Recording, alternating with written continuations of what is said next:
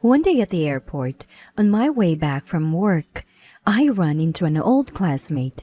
It was a guy named Ethan who had persistently harassed me from 6th to 9th grade. Because of Ethan, I was driven to drop out of high school. Even as an adult, Ethan hadn't changed. Seeing me, he immediately demeaned me, calling me a dropout, a loser.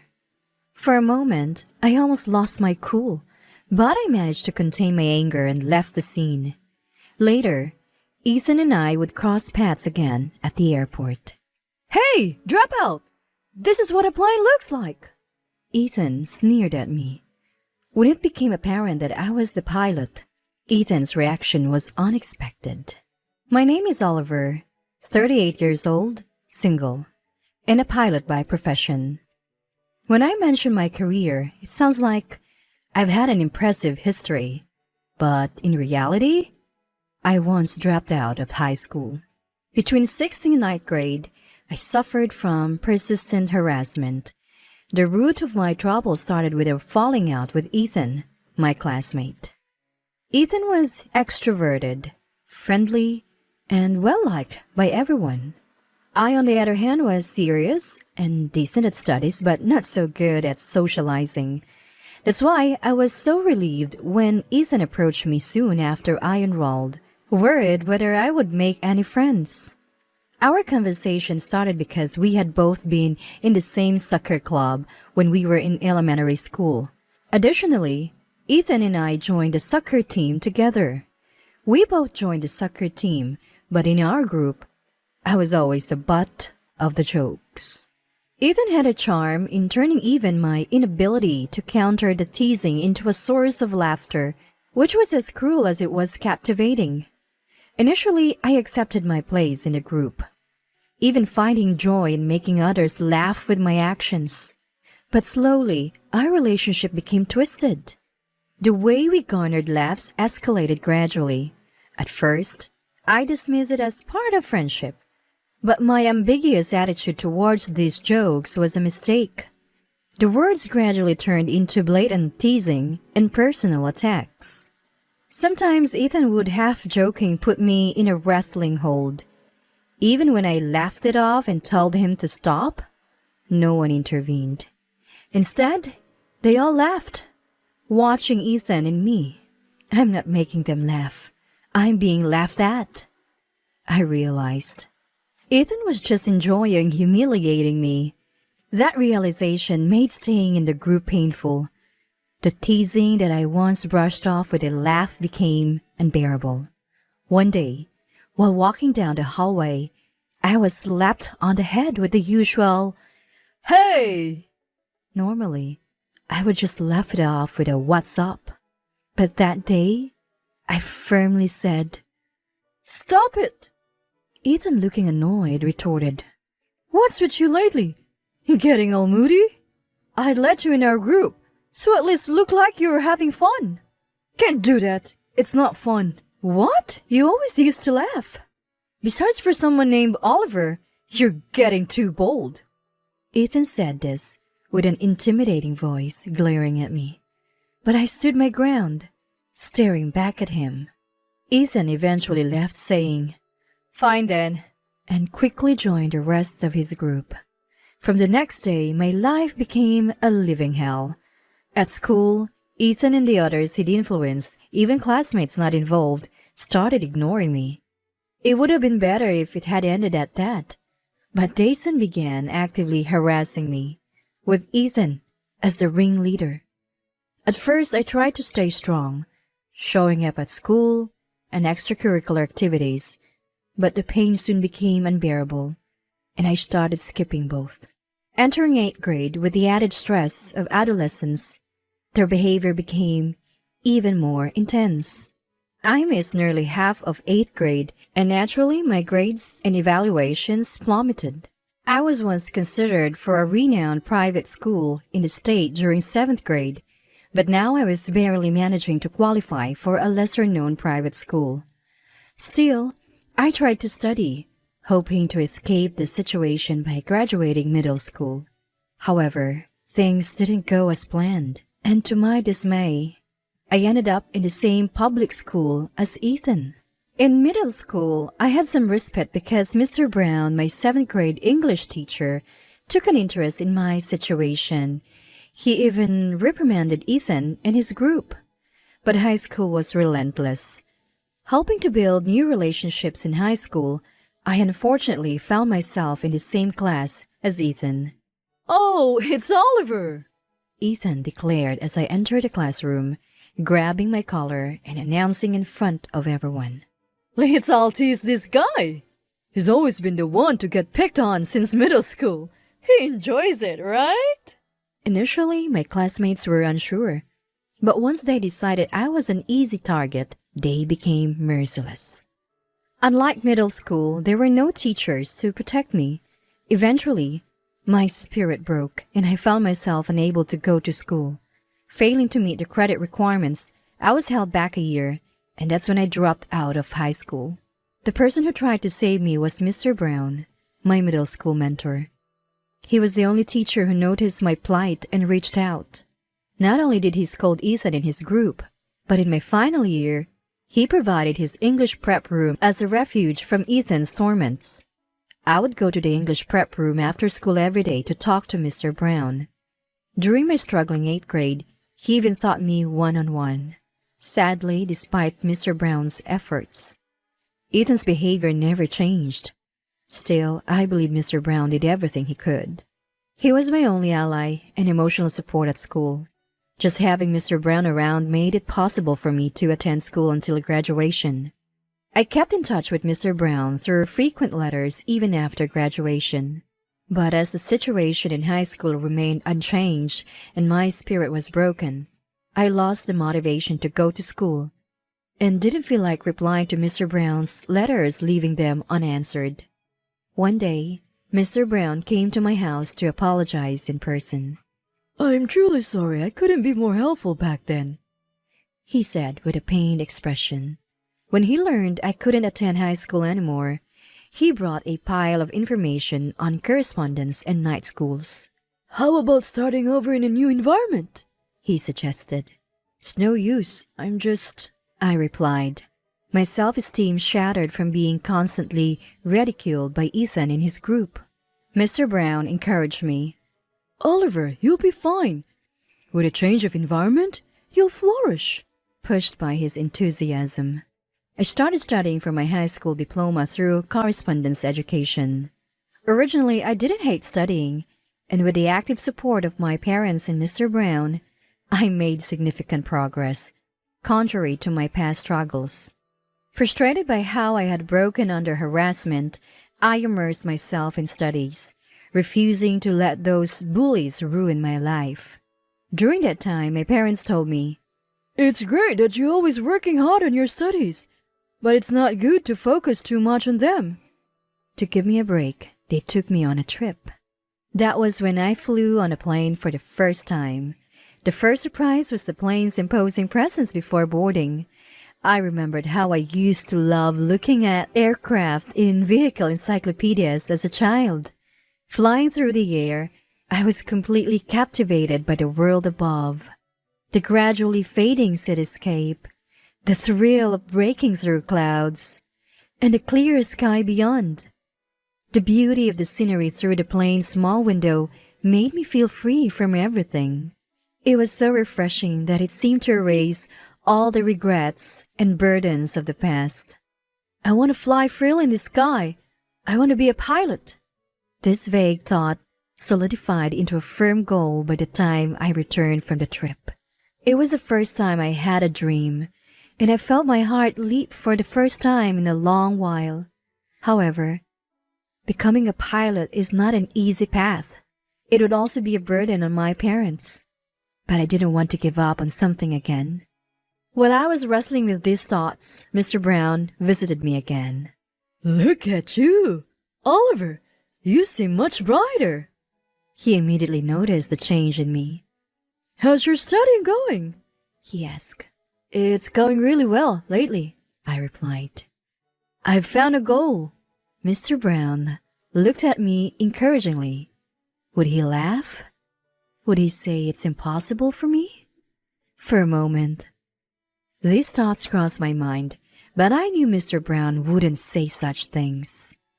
Gathering my courage, I said, "I've been thinking. I want to become a pilot." Mr. Brown's eyes widened, and tears quickly filled them. Seeing his face break into a joyful smile, I almost cried too. That's great! I'll support you. Finding a goal is great. Keep it up. Mr. Brown said with a trembling voice, taking my hand. His words cemented my resolve. I then shared my aspiration to become a pilot with my parents. Mom seemed a bit worried, but Dad said, "That's great! You've seemed much more determined lately. So that's what it was all about. Dad will support you all the way." Mom nodded in agreement, saying, "Yes, that's right." I studied hard, passed the high school equivalency exam and the aviation school entrance exam. I worked diligently in my studies and training at the aviation school and eventually obtained my pilot's license. But I didn't stop there. Aiming to become an even better pilot, I won a scholarship for a master's program in Germany and studied advanced aviation technology there. My paper on the impact of lateral forces caused by aircraft tire damage received higher acclaim than I expected, paving the way for my doctoral studies. After earning my PhD, I finally felt a sense of achievement. I considered staying abroad for work, but with my parents waiting back home, I decided to return. Back home, I got a job as a pilot with an airline in New York.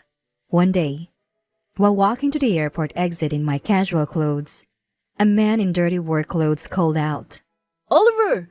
I recognized the face immediately and was momentarily speechless. It was Ethan, the same person who cruelly mistreated me from 6th to 9th grade. "What's up? Long time no see. Ended up a high school dropout, loser, huh? Why are you even here? Well, I guess you're probably a janitor or something, right? Got anything to say? Dropout, Mr. Oliver." I was traumatized, forgetting where I was, my mind going blank. Ethan's tone, attitude, and expression brought back memories of those hellish school days. Amused by my stunned state, Ethan boastfully mentioned that he now worked here as a mechanic. He obviously thought I was a janitor, his demeanor openly dismissive. It seemed like he had no remorse for almost breaking me as a person. "You have no idea of the pain you caused me." I almost lost my composure, but managed to contain my anger at the last moment, saying only, "I see. Good luck," before quickly leaving. My heart was pounding long after Ethan was out of sight. Later, when the shock had somewhat subsided, I got a call from someone I hadn't heard from in a while. It was Mr. Brown. He had heard about my achievements and, inspired, decided to pursue his long-abandoned dream of graduate studies. He had finally been accepted to a prestigious university in the UK. As I joyfully congratulated Mr. Brown, he said, "I have a favor to ask. I want to fly to the UK on a plane piloted by Oliver." "Of course, sir," I responded eagerly. I then made arrangements to ensure that I would be the pilot on Mr. Brown's flight. And then, the day of Mr. Brown's departure arrived. It was a very cold day, and I, in my captain's uniform with a jacket over it, was walking around the aircraft for an external inspection. That's when I encountered Ethan again. Everyone was at their respective post, and there were no other people around Ethan and me. Ethan, seeing me, mockingly swung a tool as if to hit me and laughed. "Hey!" I flinched, and he said with the same childishness as before, "What? Got scared? It's just a joke. Hey, dropout! This is an airplane," he said mockingly. Just then, a voice from behind me called out, "Captain!" It was Miss Anderson, a cabin attendant. "Captain?" A surprised Ethan was ignored as Miss Anderson looked straight at me. "Captain, it's time for the flight. Please prepare." "What?" "Understood. I'll be right there." Leaving a stunned Ethan behind, I quickly walked towards Miss Anderson. Ethan clicked his tongue behind me, but I felt a sense of satisfaction, as if I had finally outdone him. Soon it was time to board, and passengers began entering the aircraft one after another. Spotting Mr. Brown among them, I couldn't help but smile. Once all the passengers were seated and the hatch was closed, I introduced myself as the captain and promised a safe journey to everyone on board. I knew Mr. Brown would hear my voice. As a captain, I felt even prouder to be in this position. Ethan in those times were long past. I can't forget the humiliation of those days, but I'm not the same person I was back then. Reminding myself of this, I prepared for takeoff and the plane safely lifted off. However, there was an unexpected event mid-flight. As the control tower reported a sudden change in weather, the aircraft was hit by a terrifying storm. The aircraft shook violently, an extraordinary turbulence. Panic ensued in the cabin, and amidst the chaotic reports in my headphones, I felt a moment of confusion. But my more than a decade of experience wasn't for show. Moreover, the situation was similar to what I had written about in my paper. "Stay calm, it's okay, I can handle this," I reassured myself. Working together with the co-pilot and cabin attendants, we secured the safety of the aircraft and calmed the panic. Eventually, we managed to escape the critical situation, and the aircraft gradually stabilized. Seeing the airport and successfully landing felt like a huge relief. But my job wasn't over yet. As the captain, I apologized for the incident and wished success for all passengers and crew members, completing my duties. Of course, the image of a certain mentor was in my mind throughout. Some time later, the details of the malfunction that troubled the aircraft were revealed. A part in a specific area was found to be damaged. Despite thorough double checks, it was unclear why the maintenance had been inadequate. When the authorities analyzed the camera footage, it was discovered that the malfunction was due to Ethan's actions. It was a case of deliberate tampering. Initially, Ethan denied the accusations, but when he saw me, his face flushed. Observing his strange reaction, the others turned their attention to me. I briefly explained the background of my relationship with Ethan. "It's all in the past. Why are you still holding on to it? That's why you're foolish," I blurted out unintentionally, and Ethan seemed to realize he had cornered himself. He tried to deny it in a panic, but it was too late. Everyone present cast condemning glances at him. I'm no longer the weak person I was back then. Looking Ethan in the eye, I said, "You're the one who's been holding on to the past. Your actions could have cost lives. Do you realize the magnitude of what you've done?" Following my words, others started to express their criticisms towards Ethan. Pale and shrinking, Ethan eventually broke down and apologized, but that didn't absolve him of his crimes. Having admitted his guilt, Ethan was disciplined and resigned, facing criminal charges. What Ethan did, both in the past and now, is inexcusable. However, I couldn't help but feel a certain pity for him, driven to such lengths by his obsession with pulling me down. A few days later, perhaps by some stroke of luck, I found myself dining with Miss Anderson. She had asked me, "Would you like to have dinner together on our next day off?" Miss Anderson, always a cool beauty as an excellent cabin attendant, looked even more stunning in her casual attire. I had secretly been attracted to her for a long time, but had almost given up, thinking she couldn't possibly be interested in me, being 8 years younger. However, our relationship rapidly grew closer after that incident. Is this the suspension bridge effect? No, maybe it's something different.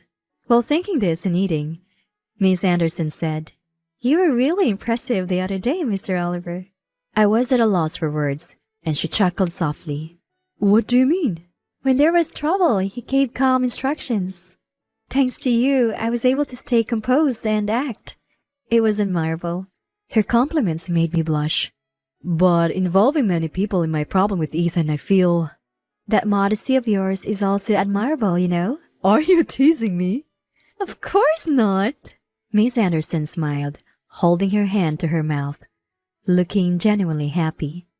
Her surprising actions didn't end there. I'm the type who actively shows interest when I like someone, she said. I was stunned, feeling my face turn red. After that, Miss Anderson and I started dating. Although we both often find ourselves in the sky or abroad due to our jobs, she was always eager to travel to foreign countries in our private time. Since I also love flying, traveling together became a very enjoyable experience. France, Sweden, Vietnam, Australia. Together, we created many memories in various places. Each journey seemed to heal the scars in my heart. Soon, I plan to propose to her. I intend to invite Mr. Brown to our wedding, believing it's a strange fate he has somehow connected for us. That's the feeling I have.